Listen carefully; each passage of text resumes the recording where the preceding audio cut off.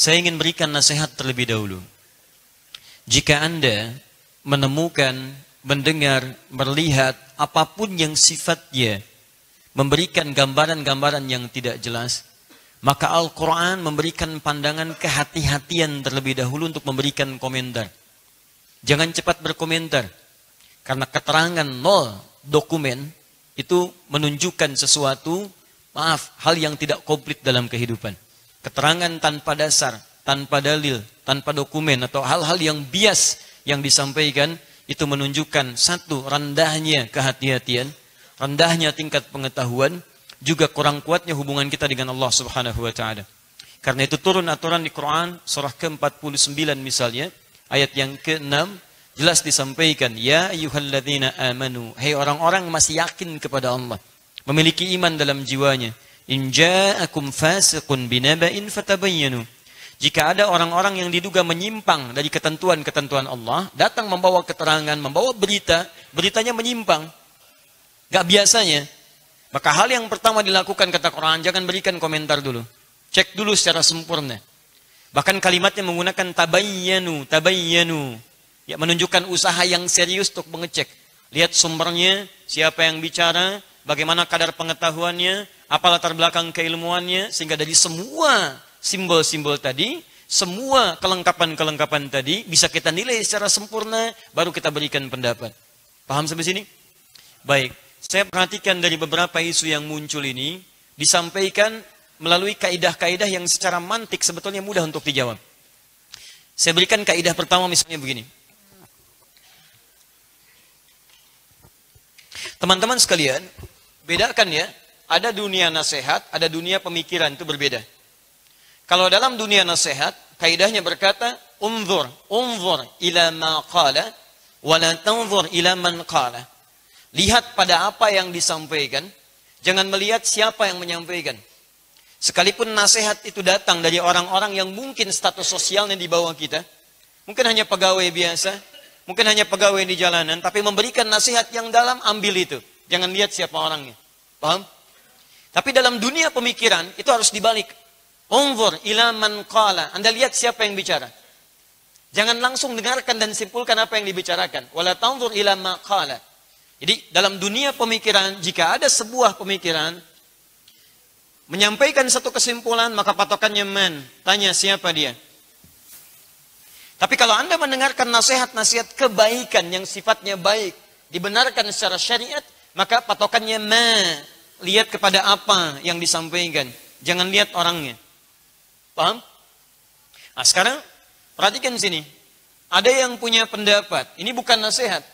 Ada pendapat, ada pemikiran, ada pernyataan disampaikan. Misal, kitab suci itu fiksi. Misal kan, kitab suci, kemudian diberikan pendapat, itu fiksi misalnya. Ini bukan nasihat. Ini bukan masukan. Tapi bagian dari pemikiran, bagian dari pendapat. Maka kaidahnya, jangan terapkan yang ini. Tapi lihat siapa yang bicara. Kenapa ini penting dilihat? Nanti dalam dunia pemikiran, pemikiran itu lahir dari informasi yang masuk. Ma'lumat sabiqah. Di setiap pengetahuan informasi yang masuk, diramu oleh akal kita, jadi kemudian konsepsi pemikiran dikeluarkan oleh lisan, diberikan tindakan oleh seluruh anggota tubuh kita. Dan biasanya, setiap latar belakang informasi yang masuk ke dalam setiap orang akan memberikan kesimpulan yang berbeda. Saya beri gambaran begini misalnya, untuk sebelum masuk ke sini. Kalau saya katakan, apa yang terbayang di benak Anda ketika saya sebutkan kuning? Kuning apa itu? Bendera, apalagi? Ada yang meninggal, Masya Allah. Ada kebakaran gitu kan? Baik, ada yang di sungai, ada yang emas, ada yang macam-macam. Bisa? Betul. Bahkan yang baru kemarin misalnya ada yang menyimpulkan, kuning itu ketika di ujung-ujung menang 3-0, kemudian kalah jadi penalti 3-1. Macam-macam ya. Jadi ya, seorang yang ditanya tentang satu pemikiran, satu pendapat, satu peristiwa akan cenderung memunculkan latar belakang informasi yang hadir di benaknya sebelum dia merespon. Awas, ini kaidah dasar sekali. Jadi ketika Anda wajar memiliki perbedaan dengan orang lain, karena setiap orang mendapatkan informasi yang mungkin tidak sama. Kalau informasi yang masuknya sama, maka bisa dipastikan 90 sekian persen apa yang keluar dari lisannya itu pasti akan serupa, identik. Tapi ketika sumber informasinya berbeda, maka kesimpulan yang lahir itu bisa tidak sama. Contoh, kita ambil misalnya ketika dia bicara kitab suci, maka informasi yang masuk ke dalam benaknya adalah dia pernah membaca kitab suci, pernah ada masuk informasi kitab suci dalam dirinya, lalu dia berikan sebuah pendapat, kitab suci isinya begini. Pertanyaannya, kitab suci apa yang dibaca oleh yang bersangkutan? Ini poinnya. Orang itu baca Al-Quran tidak? Orang itu baca firman Allah atau tidak? Atau jangan-jangan keyakinannya berbeda dengan kita. Yang dibaca misalnya, contoh, misal, dalam kasus yang kemarin, yang baca saudara kita misalnya bukan Muslim. Yang dibaca misalnya di Kristen, dia bacanya Bible misalnya. Ya. Yang dibaca Bible. Baik, begitu dia melihat, menyimpulkan, saya baca ini, isinya ada cerita, isinya ada macam-macam, isinya ada sekian, isinya ada sekian. Dari informasi yang masuk hasil bacaan ini disimpulkanlah kitab suci itu fiksi. Apa yang dimaksud kitab suci ini? Kitab yang dia baca, yang masuk dalam informasi di benaknya. Kalau dia baca Al-Quran, mungkin akan berbeda keterangannya. Karena mustahil akan ditemukan fiksi dalam Al-Quran. Saya berikan gambaran kepada Anda. Ketika Al-Quran menceritakan Nabi Adam, fiksi bukan? Fiksi itu artinya bukan nyata. Nabi Adam ada tidak? Ada. Kalau Anda mengatakan Nabi Adam fiksi, berarti Anda pun fiksi. Karena Nabi Adam itu manusia pertama. Nggak mungkin ada Anda kecuali ada Nabi Adam. Nabi Ibrahim, fiksi bukan? Bukan. Ada keturunan dari Nabi Ibrahim, ada Nabi Ismail, ada Nabi Muhammad. Tidak ada yang menolak Nabi Muhammad SAW.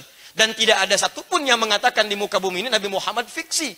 Bahkan seorang non-muslim menuliskan 100 tokoh yang berpengaruh di muka bumi, nomor satunya Nabi Muhammad SAW. Baik, artinya kalau Nabi Muhammad itu bukan fiksi, maka semua yang dibawa oleh Nabi Muhammad SAW beritanya bukan fiksi. Paham? Baik, maka jika kita bisa simpulkan bahwa orang yang berbicara tentang ini, dia tidak sedang berbicara dengan Al-Quranul Karim. Paham? Baik, jadi kalau dia tidak menyoal Al-Quran, kenapa kita mesti menjawabnya? Nah, jadi dalam kaidah ilmu mantik itu, kaidah logika, kaidah pemikiran, Anda mesti jeli dulu. Jika melihat seseorang bicara, apa yang sedang dia bicarakan akan terkait dengan informasi awal yang hadir dalam benaknya. Paham ya? Baik. Satu ini. Ada yang kedua, bagaimana Ustaz? Kalau yang berbicara itu seorang muslim, maka bisa kita simpulkan, dia jarang baca Quran. Ini poinnya. Karena mustahil orang muslim yang ahli Quran bisa menyimpulkan Quran itu fiksi. Silakan cek. Tapi Ustaz, lihat baik-baik ya. Bukankah dalam Quran ada hal-hal yang belum kita dapatkan? Ini Anda yang kurang belajar. Jadi kalau Anda kurang pengetahuan, jangan memberikan kesimpulan tentang informasi. Jangan salahkan sesuatu yang jadi persoalan Anda yang belum mempelajarinya. Paham sampai sini? Kita ambil satu kaidah misalnya. Teman-teman sekalian, Quran itu sangat memberikan solusi pada logika. Bahkan ayat-ayat Quran itu selalu mendorong kita untuk berpikir, memaksimalkan rasionalitas dan akal kita. Karena itu sering diungkapkan, afala taqilun, afala tatadzakkarun. Apakah Anda tidak menggunakan akal Anda secara maksimal? Ayo coba renungkan, afala yatadabbarun al-Quran. Apakah Anda tidak menganalisis Al-Quran sehingga melahirkan kesimpulan yang bisa Anda pahami dengan baik? Semua ayat-ayat Quran umumnya mendorong kita untuk merenungkan, memikirkan, menggali lebih jauh. Sehingga bukan hanya kita yakin dengan keyakinan iman kita, tapi keyakinan iman dikuatkan dengan nalar logika yang kuat di situ. Di teman-teman sekalian, kalau Anda baca Al-Quran, mustahil rasanya ada orang menemukan di Quran bertentangan dengan logika. Yang ada hanya dua. Yang pertama, semua keterangan Quran dibenarkan oleh logika, atau yang kedua, keterangan Quran terlampau logis, saking logisnya akal kita tidak bisa menangkapnya. Tunjukkan pada saya, kalau matahari itu ada cahayanya? Matahari ada sinarnya? Baik, saya tanya kepada Anda, kalau siang hari ada matahari, ada sinarnya, bisa nggak Anda melihat cahayanya? Bisa Anda menatap langsung sinarnya? Anda bisa melihat sinar, tapi saya tanya pada Anda, matahari ada sinarnya tidak? Baik, kalau Anda mau lihat kelihatan tidak? Kenapa? Saya tidak lihat bukan karena nggak ada sinarnya, saking terangnya sinarnya sampai saya nggak bisa lihat. Saking terangnya keterangan ayat dalam Al-Quran, sampai akal Anda perlu yakin dulu tuh. Begitu yakin, hikmah datang di situ. Jadi kalau Anda berhadapan dengan ayat Quran yang belum Anda pahami, jangan turunkan Qurannya. Rendahkan dulu akal Anda untuk meyakininya, baru hikmah datang menjelaskan keterangannya. Jadi kalau peci nggak cukup dengan kepala, jangan kepalanya dipotong. Cari peci lain untuk turunkan ukurannya sehingga sesuai ukuran peci dengan kepalanya. Paham? Ini poinnya.